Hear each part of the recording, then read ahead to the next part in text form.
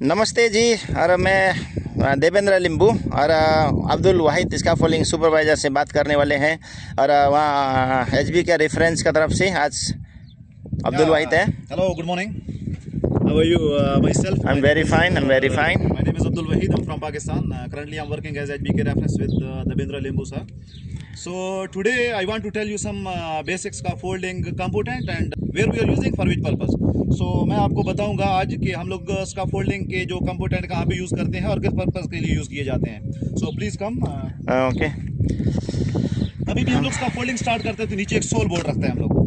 तो ये soul board हम लोग किस पर्पस के लिए रखता है, ताकि नीचे कोई कच्ची जगह है, मिट्टी कच्ची है, जगह बराबर आपका सरफेस बराबर नहीं है, मतलब कंक्रीट नहीं है, कोई टाइल नहीं है, तो हम लोग ये सोल बोर्ड यूज़ करते हैं। सोल बोर्ड जो हम लोग एज पर स्टैंडर्ड यूज़ किया जाता है, उसका जो मिनिमम यानी कि कम से कम जो उसका लेंथ होना चाहिए वो 450 mm होना चाहिए, यानी 450।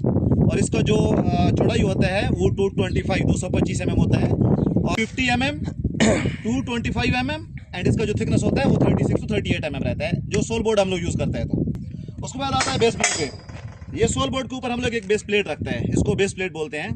बेस प्लेट हम लोग इसलिए यूज़ करते हैं ताकि जो स्टैंडर है हमारा, उसका जो वेट होता है, स्काफोल्डिंग का वेट होता है, वो पूरा तकसीम हो जाए। क्योंकि जो स्टैंडर जो हमारा पाइप है, जो ट्यूब है, इसका जो डाया होता है वो 48.3 mm होता है। अगर वो डायरेक्टली हम बोर्ड के ऊपर रखेंगे या ज़मीन के ऊपर डायरेक्टली रखेंगे तो धंस जाने का चांस, नीचे दब जाने का चांस ज़्यादा रहता है, इसलिए नीचे ये मेटल का बेस प्लेट रखते हैं हम लोग। तो बेस प्लेट का जो लेंथ और विड्थ के बारे में बताऊंगा कि इसका जो लेंथ 150 mm विथ 150 mm, यानी दोनों सेम रहेगा, 150 बाई 150। और उसके अंदर जो सेंटर में लगा हुआ है वो संक है, वो भी सेम 150 mm का रहता है, लेकिन मिनिमम अगर बोलेगा तो वो 50 तक चलता है, 50 mm तक, उससे कमती में नहीं चलता है। इसका भी 150 150 एंड 150 ये बेस प्लेट है। उसके बाद आते हैं डबल क्लम्प पे। ये आपका डबल क्लम्प है, राइट एंगल क्लम्प भी बोलते हैं इसको, 90 डिग्री भी बोलते हैं। इसका जो कोड है, जो स्टैंडर्ड वाइज कोड है, EN 74 है, जो पूरा फिटिंग हम लोग कोड यूज़ कर रहे हैं, EN 74। और डबल क्लास में भी आपके पास दो कैटेगरी का, क्लास सी और क्लास बी का दो कैटेगरी का क्लम्प रहता है। क्लास ए का जो है वो 6.1 किलो न्यूटन और क्लास बी का जो है वो 9.1 किलो न्यूटन वेट उठाने का कैपेसिटी रखता है। 6.1 kilo newton class A and class B 9.1 kilo newton. ये डबल क्लम्प है, राइट एंगल क्लम्प भी बोलते हैं इसको। इसके बाद आते हैं स्विवल में। स्विवल बोलेगा तो राउंड क्लम्प, इसको स्विवल भी बोलते हैं और राउंड क्लम्प भी बोलते हैं। इसका भी जो क्लास है, सेम क्लास है, class C and class B. इसका वेट कैपेसिटी भी सेम है, 6.1 किलो न्यूटन क्लास ए का है और क्लास बी का 9.1 किलो न्यूटन है। बट हम लोग इसको लोड बेरिंग में, जैसा कि कुछ जगह है जहाँ पे यूज़ नहीं कर सकते हैं, क्योंकि ये मूवेबल क्लम्प है, दैट्स वाई ये मूवेबल क्लम्प है। इस वजह से हम लोग इसको रनिंग लेजर में यूज़ नहीं कर सकते, रेलिंग में यूज़ नहीं कर सकते, या हम लोग जो टॉप पे पंचिंग ट्यूब लगाते हैं, पंचिंग ट्यूब बोलते हैं, वहाँ पे यूज़ नहीं कर सकते because of movable clump.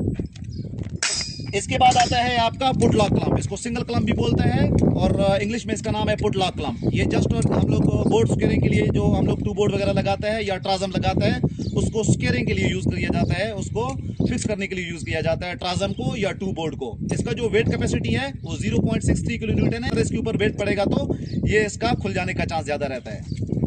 Next आता है बोर्ड क्लम्प पे। ये आपका BRC है, बोर्ड क्लम्प बोलते हैं इसको, BRC भी बोलते हैं। और ये ओनली बोर्ड फिक्सिंग के लिए, हम लोग बोर्ड को स्क्वायर करने के लिए यूज़ करते हैं, BRC। सेकंड आते हैं जॉइंट बॉक्स। जॉइंट बॉक्स भी बोलते हैं और स्लीव कपलर भी बोलते हैं, joint box and sleeve coupler. इसका जो वेट कैपेसिटी है वो 5.50 किलो न्यूटन, 550 kg है।